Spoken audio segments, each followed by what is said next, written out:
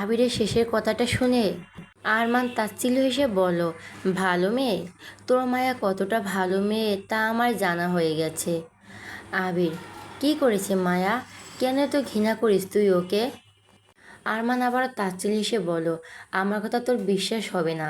যেদিন নিজের চোখে দেখবি তখন তুইও ঘৃণা করবি ওকে। আবির, যেটা দেখে মায়াকে ঘৃণা করব সেটা কোনোদিনও দেখতে চাই না আমি। থাক তুই তোর ঘৃণা নিয়ে। এই বলে আবির চলে গেল রুম থেকে। আরমান একটা তাচ্ছিল্যের হাসি দিয়ে ব্যালকনি থেকে রুমে এলো। এসির টেম্পারেচার ঠিক করে শুয়ে পড়ল বিছানায়। তারপর ভাবতে লাগলো মাইশার কথা। অতীত। আজ থেকে 10 বছর আগে আরমান বিদেশে যাওয়ার আগে বন্ধুদের সাথে দার্জিলিং গেছিল ট্যুরে। তখন ওর বয়স ছিল 18। ফিরে আসা দিন অনেকটা সকালে ওর বন্ধুরা যখন ঘুমে ব্যস্ত, তখন আরমান রিসোর্ট থেকে গাড়ি নিয়ে বেরিয়ে গেছিল একাই। সেদিন চারদিক কুয়াশায় ঢাকা ছিল। হঠাৎ ও দেখতে পায় মাঝ রাস্তায় একটা স্কুল ড্রেস পরা মেয়ে একটা বিড়াল ছানা নিয়ে খেলা করছে। মেয়েটি ওর গাড়ির সামনে আসে, আর একটু হলে মেয়েটি গাড়ির নিচে পিষে যাবে। তাই আর কোনো কিছু না ভেবে গাড়ির স্টিয়ারিং ঘোরালো, আর সামলাতে না পেরে গাড়ি গিয়ে ধাক্কা লাগলো রাস্তার ধারে থাকা কারেন্টের পুলে। আরমানের মাথা গিয়ে বাড়ি খায় স্টিয়ারিংয়ে। সাথে সাথে কেটে গিয়ে রক্ত বের হতে শুরু করলো। অনেক জায়গায় ব্যথা পেল আরমান। সারা শরীর ব্যথায় বিষিয়ে উঠল। ওর মনে হলো ও যেন মৃত্যুর মুখে ঢলে পড়েছে। আর কিছুক্ষণের মধ্যে হয়তো ওর প্রাণ পাখি বেরিয়ে যাবে। ঠিক তখনই শুনতে পেল কেউ যেন ওকে ডাকছে। জানালার গ্লাস ভেঙে গেছে। সেই দিকে তাকাতেই দেখতে পেল একটা 9 থেকে 10 বছরের মেয়ের মুখ, যে ওর গাড়ির দরজা খোলার চেষ্টা করছে। গোল গাল, সুন্দর মুখের অধিকারী, টানা টানা দুটো চোখের মায়ায় ভর্তি, আর সেই সাথে দুই চোখে অশ্রুতে টইটুম্বুর। ছোট্ট মেয়েটির চুল কোমর ছাড়িয়ে গেছে, পরনে তার স্কুল ড্রেস, তাতে বুকের কাছে পকেটে একটা প্লেট লাগানো, নাম মাইশা তালুকদার, ক্লাস 7-এ, রোল নাম্বার সহ স্কুলের নাম। কিন্তু আরমান নামটা ছাড়া আর কিছুই বুঝতে পারল না। চোখ ঝাপসা দেখতে শুরু করলো। ঠিক তখনই ওর কানে ভেসে এলো কান্না মাখা গলার আওয়াজ। আচ্ছা, মেয়েটি বলছে, গাড়ির দরজা খুলেও বেরিয়ে আসো তুমি। গাড়ির পিছন থেকে আগুন লেগেছে, তাড়াতাড়ি বেরিয়ে আসো। পুরো গাড়িতে আগুন লাগলে তুমি মরে যাবে, বেরিয়ে আসো। মেয়েটি কাঁদছে আর কথাগুলোও বলছে।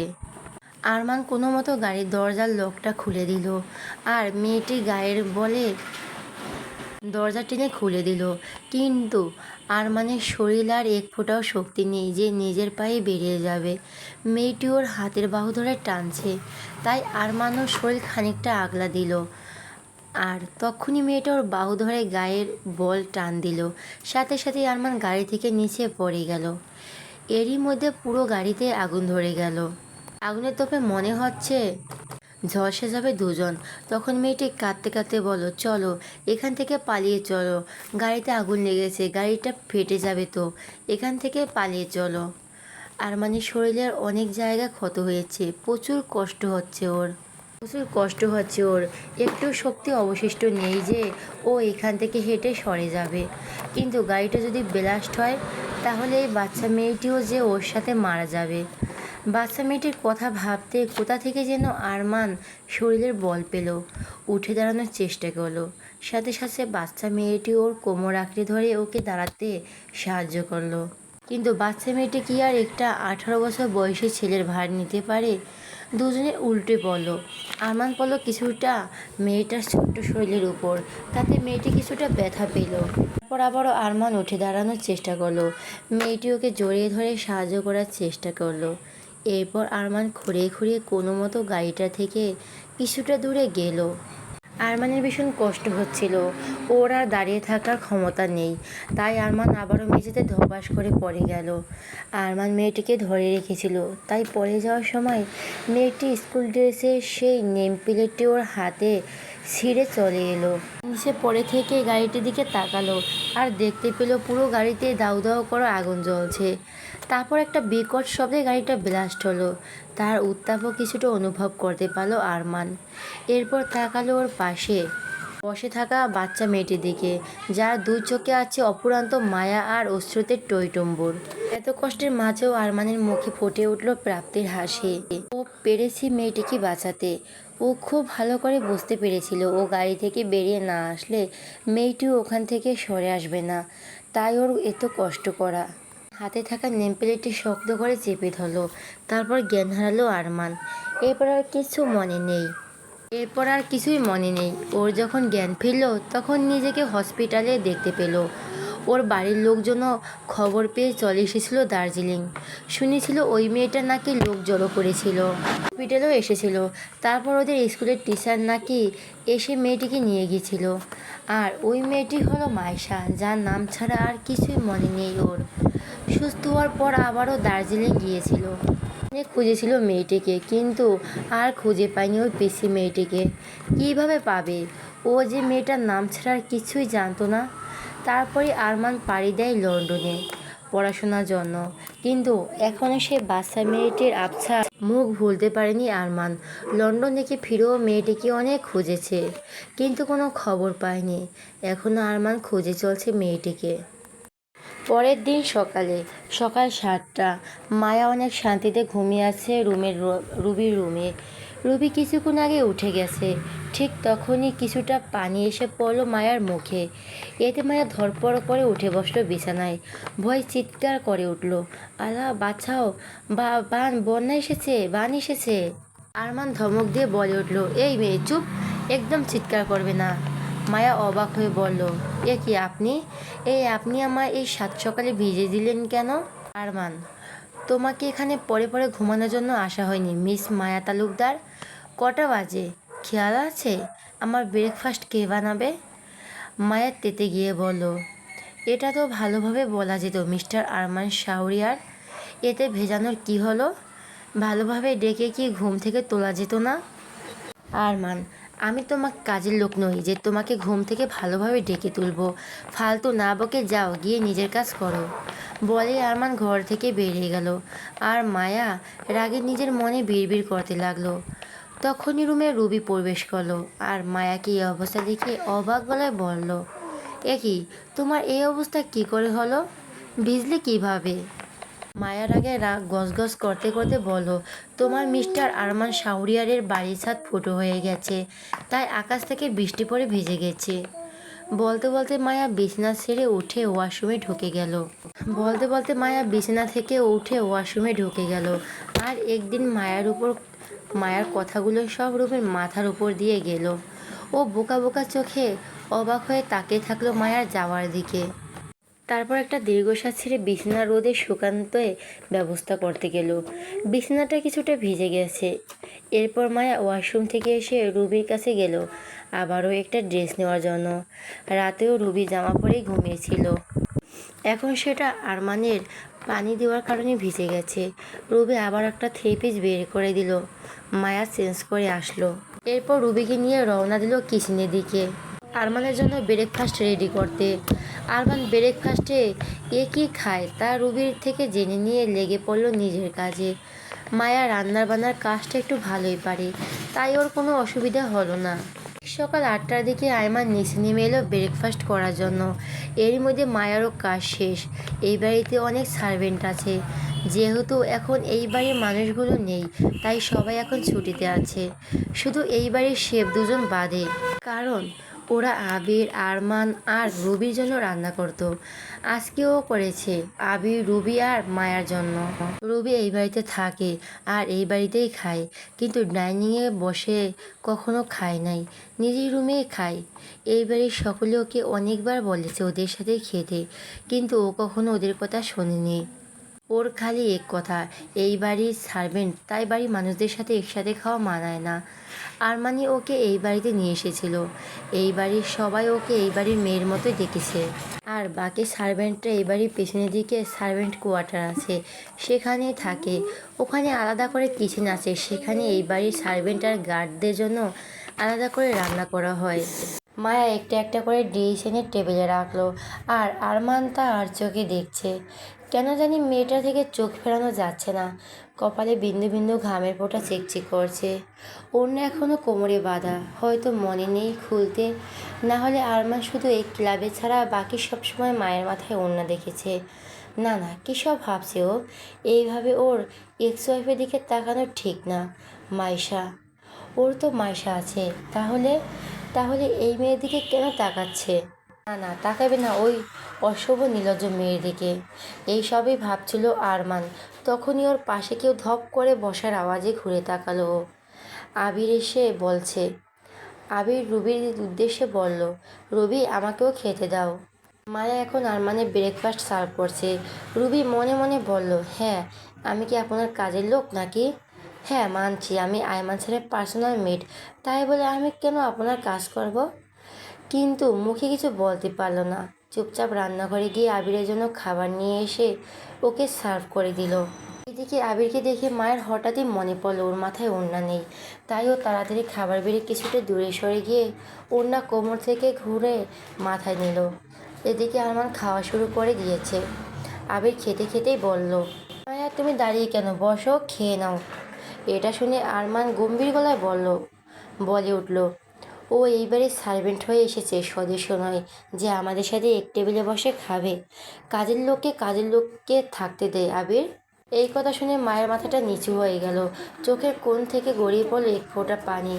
ও তো খুব ভালো করে জানে যে ও এই বাড়ির কাজের লোক, সেটাকে এভাবে বলার কি আছে? মায়াকে ওর বাবার খুব আদরে মানুষ করেছিল, তাই ও অল্পতেই কষ্ট পায়। কিন্তু এই কথাটি কি অল্পের মধ্যে ছিল?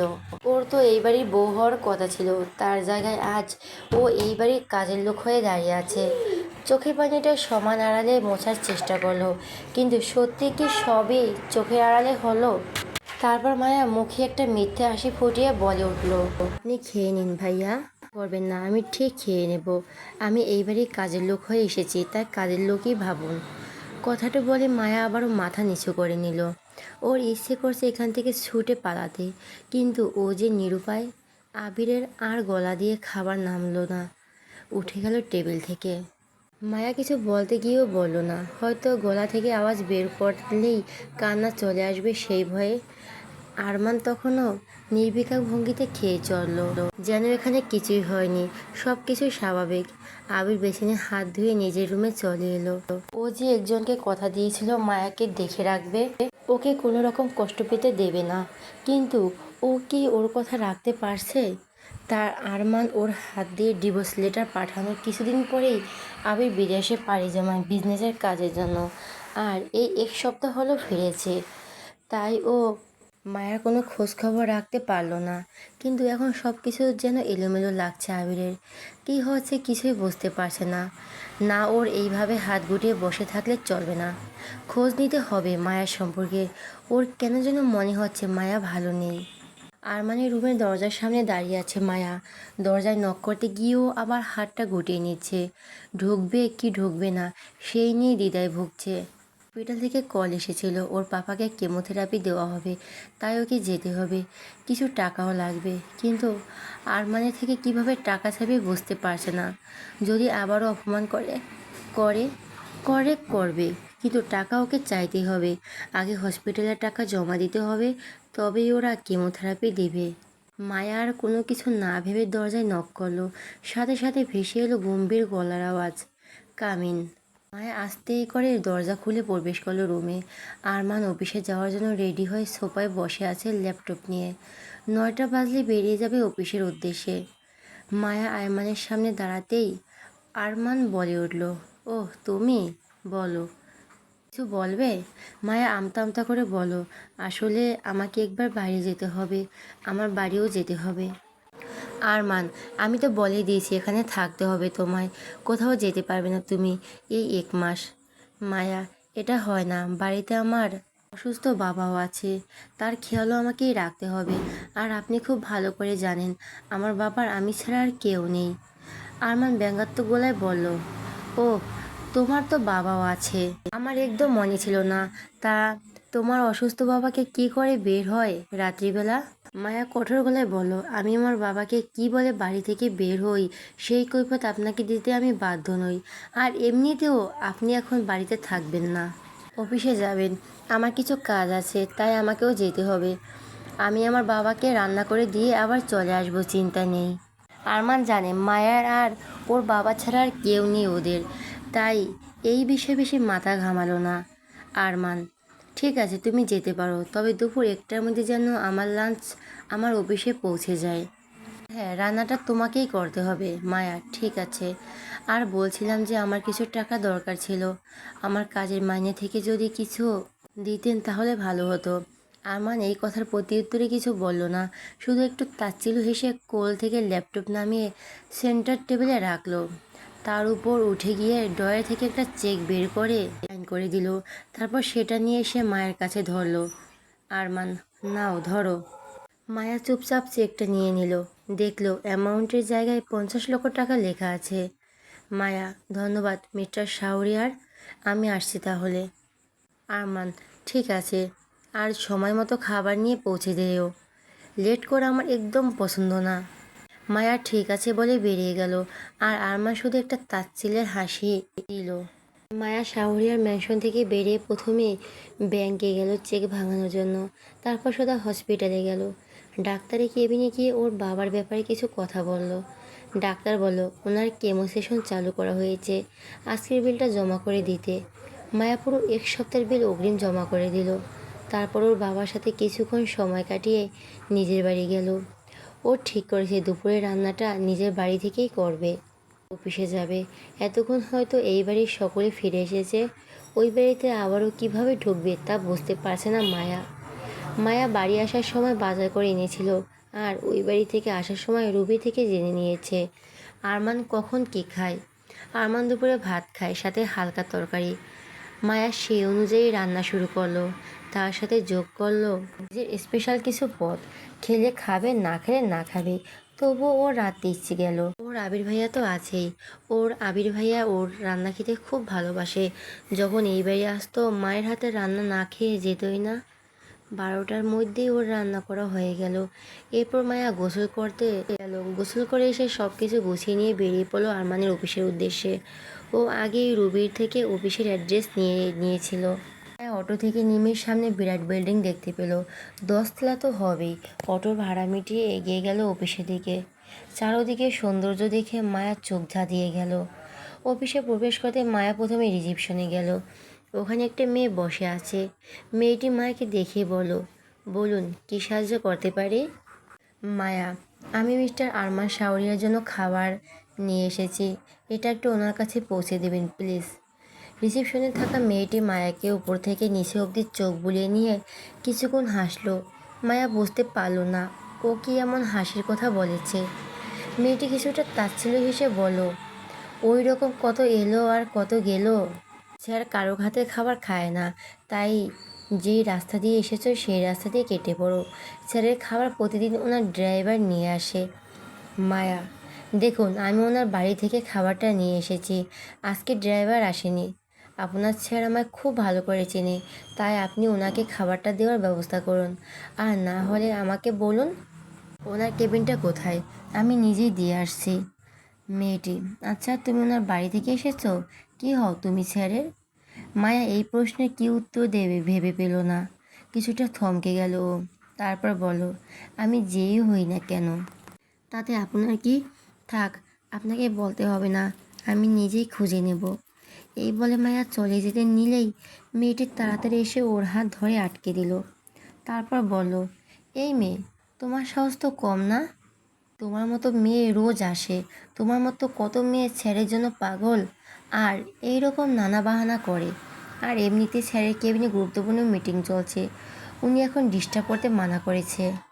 তাই সত্যি যদি তুমি স্যারের বাড়ির কেউ হও তাহলে স্যারকে কল করে নাও। স্যার পারমিশন দিলে আমি যেতে দিই। নাও, কথা বলিয়ে দেই আমার স্যারের সাথে তোমার ফোন দিয়ে। মায়া এবার কী করবে ভেবে পেল না। এমনিতে 1:30 বাজতে চলো, অনেকটা দেরি হয়ে গেছে। এদিকে ওকে যেতে ইচ্ছে দিচ্ছে না। আর ওর কাছে আরমানের নাম্বারও নেই যে ওনাকে কল করবে। এরপর মায়ের মনে পড়লো রুবির কথা। মায়া তাড়াতাড়ি রুবিকে কল লাগালো। রুবি কল রিসিভ করতে মায়া তাড়াতাড়ি রুবি আপু, প্লিজ আবির ভাইয়ার নাম্বারটা দিন, আমাকে স্যারের কেবিনে যেতে দিচ্ছে না। রুবি ঠিক আছে, মেসেজ করে দিচ্ছি বলে কল কেটে সাথে সাথে আবিরের নাম্বার পাঠালো। মায়া তাড়াতাড়ি করে কল লাগালো আবিরকে। প্রথমবার রিং হতে কেটে গেল, রিসিভ করলো না। মায়া আবারও কল লাগালো। ওদিকে আবির আরমানের কেবিনে ছিল, ওখানে একটা গুরুত্বপূর্ণ মিটিং চলছে। আবিরের ফোন বেজে উঠতেই আরমান রাগী চোখে তাকালো। আবির প্রথমে ফোনটা সাইলেন্ট করে দিল, দ্বিতীয়বার আবারও বেজে উঠল। যেই ক্লায়েন্টের সাথে মিটিং চলছিল উনি বলেন কলটা রিসিভ করতে, আর্জেন্টও হতে পারে। তাই আবির একটু সরে এসে কলটা রিসিভ করলো। এবার রিসিভ হতে মায়া আবিরকে কিছু বলতে না দিয়েই মায়া বলে উঠল, ইয়া আমি অফিসে আপনার ছেলের জন্য খাবার এনেছি, কিন্তু আমাকে রিসিপশনের উনি ভিতরে যেতে দিচ্ছে না। আবির, আচ্ছা আমি দেখছি। কল কেটে দিল আবির। তারপর কল লাগালো রিসিপশনে থাকা মেয়েটিকে। মেয়েটি কল রিসিভ করতে আবার হুকুমের সুরে বলে উঠল, এই যে মিস, আপনি যাকে দাঁড় করিয়ে রেখে দিয়েছেন তাকে চুপচাপ ছেড়ে কেবিনে নিয়ে আসুন, যদি আপনার চাকরি হারাতে না চান। ছেড়ে খাবার নিয়ে এসেছে বলে আবির কল কেটে দিয়ে আবারও মিটিংয়ে জয়েন করলো। এরই মাঝে আরমানকে জানালো মায়া এসেছে খাবার নিয়ে। এদিকে ওই রিসেপশনের মেয়েটি মায়াকে বারবার সরি বলে নিজেই নিয়ে এলো একেবারে উপরের তলায়। তারপর আরমানের কেবিন দেখিয়ে দিল। মেয়েটি বারবার মায়ের কাছে রিকোয়েস্ট করলো যেন মায়া স্যারের কাছে ওর নামে কমপ্লেন না করে। ও এইরকম ব্যবহার করেছে কারণ ওই একই বাহানা নিয়ে অনেক মেয়ে আসে ওদের স্যারের সাথে দেখা করতে। মায়া মেয়েটিকে জানালো ও কোনো কমপ্লেন করবে না, নির্ভয়ে থাকতে পারে। মেয়েটি ধন্যবাদ জানিয়ে চলে গেল। মায়া দরজায় নক করতেই আবির ঢোকার অনুমতি দিল। মায়া দরজা খুলে প্রবেশ করলো আর সাথে সাথে 5 জোড়া চোখ ওর দিকে গেল।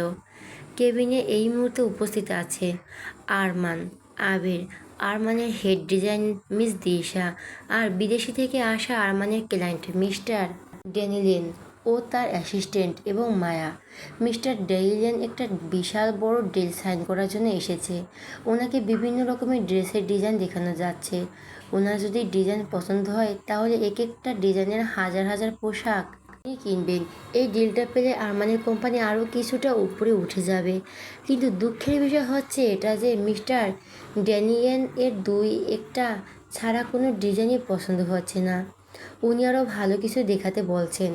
মিস্টার ড্যানিয়েল মায়ার দিকে তাকিয়ে আছে দেখে আরমান বলে উঠল, she is my personal maid, she brought my food. তারপর মায়াকে উদ্দেশ্য করে বলো, খাবারটা ওই টেবিলে রেখে তুমি চলে যাও। আরমানের কেবিনটা অনেক বড়, এক পাশে সোফা রাখা আছে, সেখানে কার সেন্টারে টেবিল খাবারটা রেখে দিল মায়া। তারপর ওখান থেকে তাকালো মিস্টার ড্যানিয়েল এর সামনে রাখা ল্যাপটপের দিকে। ওনাকে একের পর এক ডিজাইন দেখানো হচ্ছে আর পাশে বসে একটা মেয়ে ডিজাইনের ব্যাপারে বলছে, কিন্তু মিস্টার ড্যানিয়েল এর মুখ দেখেই বোঝা যাচ্ছে ডিজাইন ওনার পছন্দ হচ্ছে না। ল্যাপটপে একটা শাড়ির ডিজাইন দেখা যাচ্ছে। মায়া ওদের কাছে গিয়ে বলো, যদি অনুমতি দেন তাহলে আমি এই ডিজাইনের ব্যাপারে কিছু বলতে চাই। মায়ার এই কথা শুনে সবাই ওর দিকে অবাক হয়ে তাকালো। আরমান বিরক্তিতে দাঁতে দাঁত চেপে বলল, এটা তোমার রান্নাঘর নয় মায়া, যে তুমি আমাদের রান্না করা শেখাবে। মায়ার এই কথা শুনে মাথা নিচু করে তখন মিস্টার ড্যানিয়েল ভাঙা ভাঙা বাংলায় বলে, উনি কি বলতে চাই আমি শুনতে চাই মিস্টার আরমান। উনি কি বলতে চাই আমি তা শুনতে চাই মিস্টার আরমান। এটা শুনে মায়া মুখ তুলে তাকালো সবার দিকে। আরমান চোখে মুখে বিরক্তির ছাপ। আবির চোখের ইশারায় আশ্বাস দিয়ে মুখে বলল, কি বলতে চাও বলো। মায়া, আসলে এই শাড়ির ডিজাইনটা একটু চেঞ্জ করলে আরও ভালো লাগতো। আরমানের হেড ডিজাইনার দিশা রেগে গিয়ে বলো, ওই মেয়ে তোমার সাহস তো কম নাই, একজন সার্ভেন্ট হয়ে আমার ডিজাইনকে খারাপ বলো। দিশার কথা শুনে মায়া আবারও মাথা নিচু করে নেয় আর আবির রেগে গিয়ে বলে, মুখ সামনে কথা বলবেন মিস দিশা। মায়া তোমার ছেলের সার্ভেন্ট হলো আমার বোন, তাই ওকে কিছু বলার আগে বলবেন। আরমান এবার রেগে বলো, এখানে একটা গুরুত্বপূর্ণ মিটিং চলছে, ঝগড়ার কম্পিটিশন নয়।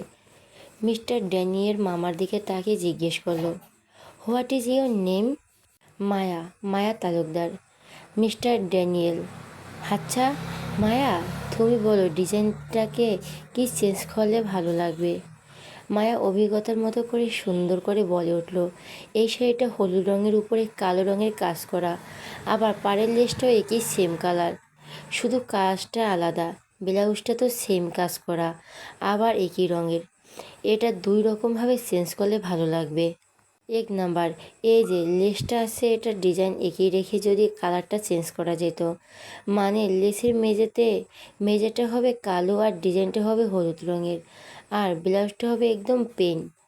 কোনো ডিজাইন হবে না, শুধু শাড়িতেই যেই লেসটা আছে ওটা ব্লাউজের হাতায় থাকবে আর গলাতে হালকা ডিজাইনে থাকবে। আর 2 নাম্বার, আমি যেমন বললাম শাড়িটা তেমনি থাকবে, শুধু লেসটাতে একটু চেঞ্জ হবে। কালো রঙের লেসটাতে হলুদ রঙের পাইপিং দিয়ে যদি ব্লাউজের কালারটা কালো রঙের হয় তাহলে শাড়িটা পরলে প্রথমে কালো রঙের ব্লাউজ থাকবে, তারপর শাড়ির পাড়ে হলুদ রঙের সরু পাইপিং, এরপর শাড়ি। মিস্টার ড্যানিয়েল খুশি হয়ে বলে উঠল, এক্সিলেন্ট, একদম ঠিক বলেছেন মিস মাইয়া।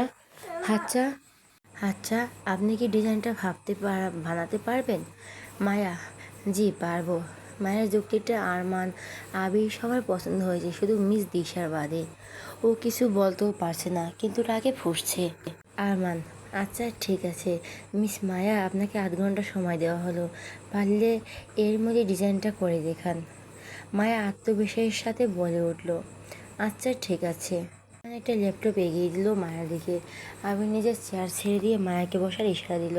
তারপর আরমান মিস্টার ড্যানিয়েল এর উদ্দেশ্যে বলে উঠলেন, চলুন মিস্টার ড্যানিয়েল, আমরা আমাদের লাঞ্চটা সেরে নিই, ততক্ষণে উনি ডিজাইনটা করুক। মিস্টার ড্যানিয়েল, ইয়েস মিস্টার আর হারমান, আপনি একদম ঠিক বলেছেন।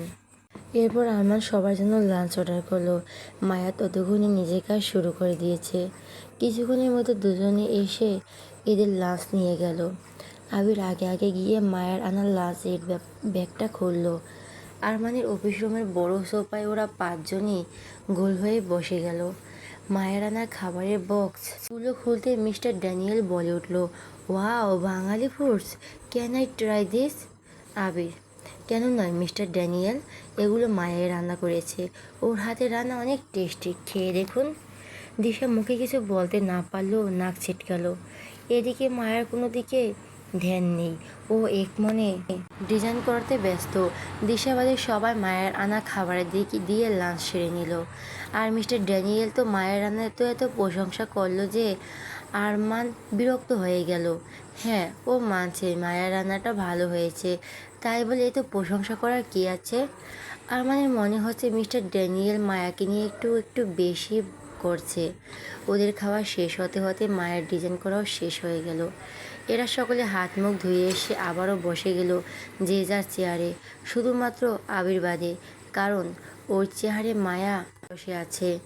মায়া বলে উঠল, ডিজাইন রেডি। এটা বলেই ও মিস্টার ড্যানিয়েল দিকে ল্যাপটপ এগিয়ে দিয়ে চেয়ার থেকে উঠে দাঁড়ালো। তারপর আবিরকে উদ্দেশ্য করে বলল, তুমি বসো ভাইয়া।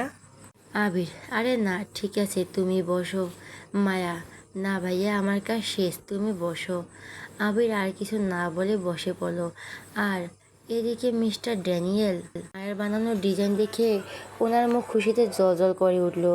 মায়া যে বর্ণনা দিয়েছিল সে অনুযায়ী 2টাই ডিজাইন বানিয়েছে।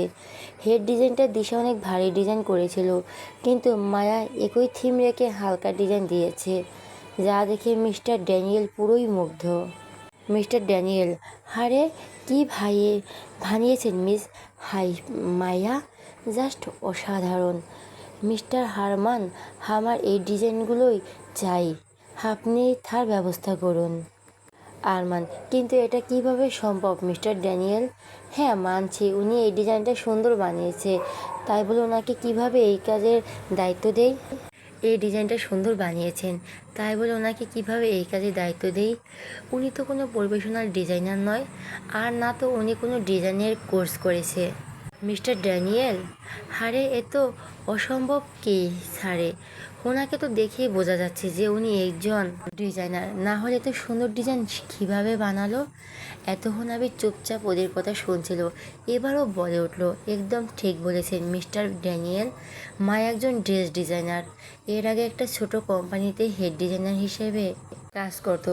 ওর ডিজাইনের জন্য সেই কোম্পানি কিছুটা উপরে উঠেছে, আর মায়ের ডিজাইনের কোর্সও করেছে, সেটা আমাদের স্যার জানে না। এগুলো শুনে আরমান তো অবাক হয়ে গেল। ও অনেক আগে শুনেছিল মায়া একটা ছোট কোম্পানিতে জব করে, কিন্তু কিসের কাজ সেটা জানতো না। ও অবাক হয়ে তাকালো মায়ের দিকে। এদিকে দিশা তো রাগে ফুঁসছে। ও বলল, কিন্তু উনি তো স্যারের সার্ভেন্ট, উনি কিভাবে? দিশাকে পুরো কথা শেষ করতে না দিয়ে মিস্টার ড্যানিয়েল ভাঙা ভাঙা বাংলায় বলে উঠলেন, আপনি থামুন মিস দিশা, আপনি এখান থেকে যেতে পারেন। আপনাকে দরকার হলে ঢাকা হবে। আবিরও সায় জানিয়ে বলল, হ্যাঁ আপনি এখান থেকে যান দিশা, আপনাকে দরকার হলে ডেকে নিব। দিশার আগে অপমানে ফুঁসতে ফুঁসতে চলে গেল। দিশা চলে যেতে আবির মায়াকে উদ্দেশ্য করে বলল, মায়া তোমার ফোনে তোমার নিজের আরও বানানো কোনো ডিজাইনের ছবি আছে? থাকলে দেখাও।